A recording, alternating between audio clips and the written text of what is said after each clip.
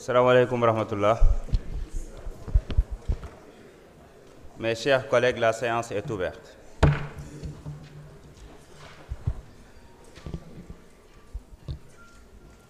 Chers collègues, messieurs les ministres, l'ordre du jour appelle l'examen des conclusions de la commission ad hoc chargée de statuer sur la demande de levée de l'immunité parlementaire du député Moustapha Diop. La parole est à notre collègue Marie-Angélique Diédhiou pour donner lecture au rapport.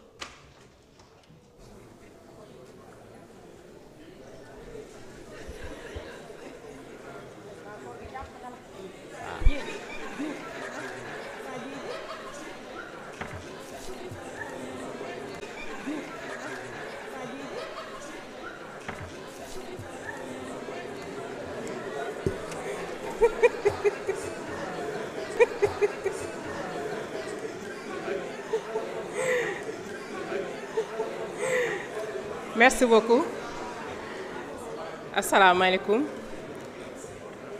Bonjour, messieurs les ministres. Bonjour, monsieur le président. Marie-Angélique Diouf. Monsieur le président, permettez-moi de présenter les conclusions de la commission ad hoc chargée de statuer sur la demande de levée de l'immunité parlementaire de monsieur le député Moustapha Diop. Monsieur le président, du 14 mars 2025 pour examiner la demande de levée de l'immunité parlementaire de monsieur le député Moustapha Diop suite à la saisine de monsieur le ministre de la Justice garde des Sceaux par lettre numéro 000154 MJ CAB DC du 10 mars 2025. Cette saisine fait suite aux correspondances numéro 002 PPCAD NF de monsieur le premier président de la Cour d'appel de Dakar du 7 mars 2025 et numéro 02-2025 PTGI HC DKSS de monsieur le président du tribunal de grande instance hors classe de Dakar du 6 mars 2025 demandant la levée de l'immunité parlementaire du député Moustapha Diop formulée par les juges d'instruction des premiers et cinquièmes cabinets du pôle judiciaire financier.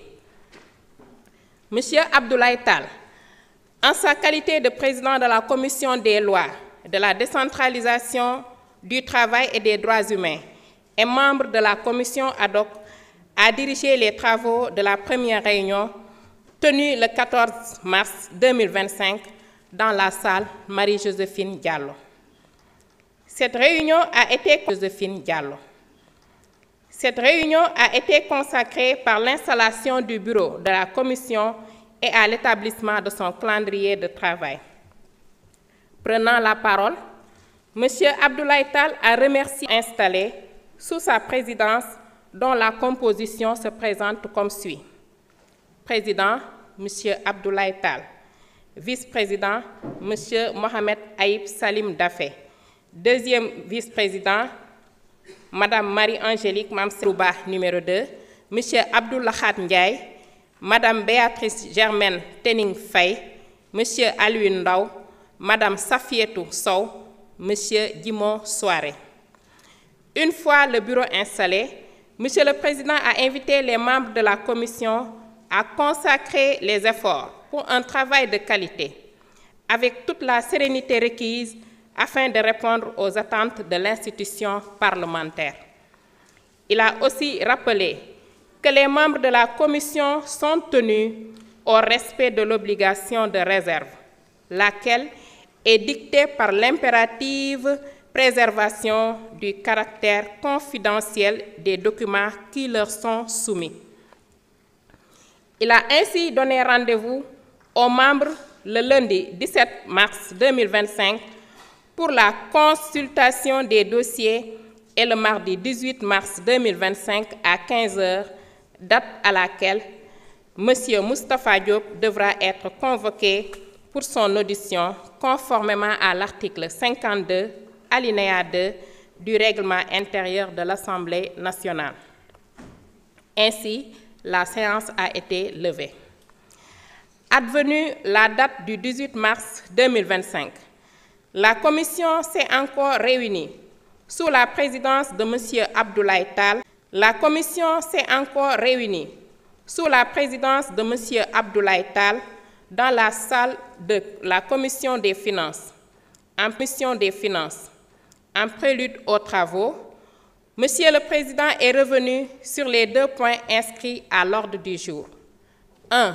Rappel de la procédure. 2. Convocation de Monsieur le député Moustapha Diop. 1. Rappel de la procédure.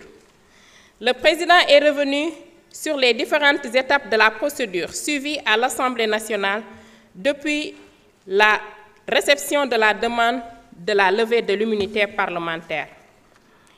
Réunion de bureau de l'Assemblée ad hoc le 14 mars 2025.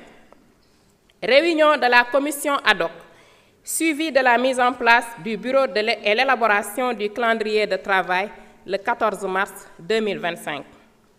2. Convocation de M. le député Moustapha Diop. Sur ce point, l'étude de Maître Wendedien, huissier de justice à Dakar, a été commise aux fins de notifier la convocation à notre collègue. L'huissier de justice, arrivé au domicile de M. Moustapha Diop à l'adresse mentionnée, lui a servi la convocation le 17 mars 2025, conformément à la procédure prévue à cet effet. Il importe de rappeler que les articles 61 de la Constitution et 52 du règlement intérieur de l'Assemblée nationale disposent, je cite, « qu'aucun membre de l'Assemblée nationale ne peut, pendant la durée des sessions, être poursuivi ou arrêté en matière criminelle ou correctionnelle qu'avec l'autorisation de l'Assemblée nationale. » Fin de citation. Par conséquent, M. Moustapha Diop, cité par différents prévenus dans l'affaire dite Tabaski Ngom, est député à l'Assemblée nationale. C'est ainsi que les présidents du tribunal de grande instance hors classe de Dakar et de la Cour d'appel, saisis par les juges d'instruction des 1er et 5e cabinets du pôle judiciaire financier, sollicitent, conformément aux dispositions citées ci-dessus, la levée de son immunité parlementaire. Relativement à cette procédure de demande, les documents ci-dessous ont été transmis au président de l'Assemblée nationale et mis à la disposition de la commission ad hoc. Lettre numéro 0001 51 MJ CAB 5 PTGI HCDK CS du 6 mars 2025 de Monsieur le Président du tribunal de grande instance hors classe de Dakar. Lettre numéro 032 Conf PF PJF MJ du 10 mars 2025 du procureur de la République financier du pôle judiciaire financier. Procès verbal d'enquête de la division d'investigation criminelle DIC suivant plainte de la commission de régulation du secteur de l'énergie CRSE. Procès verbal d'enquête de la division d'investigation criminelle DIC numéro 085 DIC BAT du 21 janvier 2025. Soit transmis du tribunal de grande instance de Mbour numéro 034 PTGI MB du 2 janvier 2025, etc. Le mardi 18 mars 2025 s'est tenue la réunion pour entendre M. le député Moustapha Diop, qui a répondu à la convocation. Après la lecture de la correspondance portant la levée de l'immunité parlementaire, le président de la commission ad hoc lui a donné la parole pour ses observations. Notre ad hoc lui a donné la parole pour ses observations. Notre collègue, après avoir pris connaissance du dossier, a magnifié le cadre de travail avant d'affirmer qu'il n'a rien à se reprocher, d'où sa présence devant la commission. Il a précisé les conditions et le contexte dans lesquels il a fait la connaissance de la prévenue Madame Tabaski Ngom lorsque cette dernière travaillait à l'agence de promotion des sites industriels dont il assurait la tutelle technique en tant que ministre chargé de l'industrie. Pour les besoins du financement de la campagne électorale aux élections législatives de novembre 2024. En outre, notre collègue s'est opposé à la levée de son immunité parlementaire en soutenant qu'il n'a fait, je cite, d'emprunt à la prévenue citée dans le dossier, fin de citation, et cette dernière, je cite, n'a aucune preuve de ces allégations et par voie de conséquence, la levée de son immunité parlementaire constituerait, au-delà de sa personne, un précédent dangereux pour tout député, fin de citation. D'ailleurs, il a indiqué qu'il est disposé à se faire entendre comme témoin par les autorités judiciaires sans pour autant que son immunité soit levée.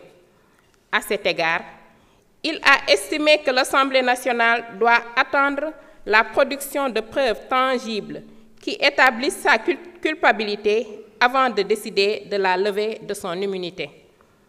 Prenant la parole, certains commissaires ont estimé très judicieux la procédure de levée de l'immunité afin de préserver la dignité de l'institution parlementaire, d'autant plus que ce dossier se rapporte notamment à des infractions qualifiées de détournement et d'escroquerie portant sur les deniers publics.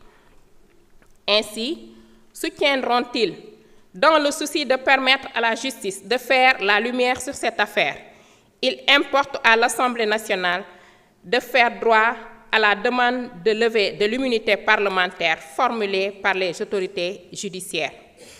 Ils ont ajouté que la commission ad hoc ne saurait être confondue avec une commission d'enquête parlementaire qui dispose de larges pouvoirs d'investigation. Elle n'est ni un organe de poursuite, d'instruction ou de jugement. La commission ad hoc pour de simples allégations, dépourvues de preuves palpables. Par conséquent, ils ont suggéré l'arrêt de la procédure jusqu'à la production de preuves incriminant notre collègue. Par la suite, le président de la commission a demandé une suspension des travaux pour permettre aux membres de la commission de se concerter. À la reprise des travaux, notre collègue a été appelé pour formuler ses dernières observations qui demeurent inchangées. Prenant acte de ces observations, il a été invité à disposer. Poursuivant les travaux, les commissaires ont tiré les conclusions de la commission en statuant définitivement sur la demande de levée de l'immunité parlementaire de notre collègue en procédant au vote. À l'issue de ce vote, 9 voix ont été favorables à la levée de l'immunité contre 2 voix.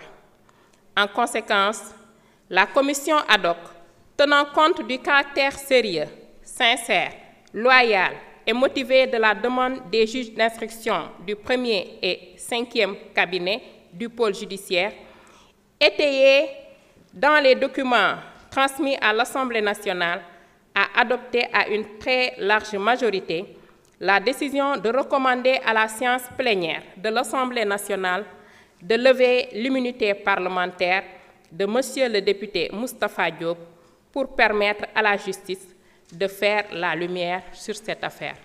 Monsieur le Président, je vous remercie et vous rends la parole. Merci beaucoup, honorable.